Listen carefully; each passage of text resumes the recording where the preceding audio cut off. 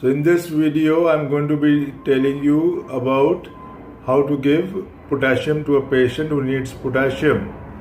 So orally you can give 15 ml TDS of syrup pot chlor, which is the commonest preparation. 15 ml as 20 milliculents of potassium. Beyond that, the patient generally does not tolerate it causes gastritis. Now if he has a central line, how can you give potassium? So the standard concentration in the syringe pump should be 20 milliculents of KCl in 50 ml NS. One ampule of KCl normally has 10 ml and that contains 20 milliculent of KCl. So you dissolve that to a total concentration of 20 milliculents in 50 ml in the syringe pump. And if you want to give through the periphery, how do you give it? Suppose you don't have a central line, you can't give orally, or you need to give more. So through the peripheral line, either you can dissolve 40 milliculents in 500 ml NS.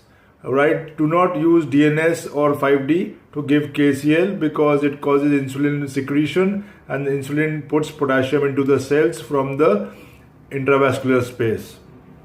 Now if you don't want to give 500 ml because that is quite a lot of volume and today we are going on restricting fluid infusions, so you can dissolve 20 milliculents in 100 ml NS and give this over 2 hours, right? And then you can repeat this once.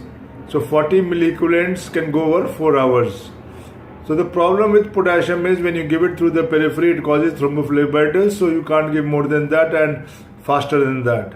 The other problem is if you give it too fast, then it can cause cardiac problems also. Now, what is the rate of correction? So the rate of correction depends on the symptoms and how severe the potassium deficit is. So anything like 5 milliculents to 20 milliculents per hour is the rate of correction. If the patient's potassium is even lower, like 2.5, but has no symptoms, you can go at 40 milliculents per hour also.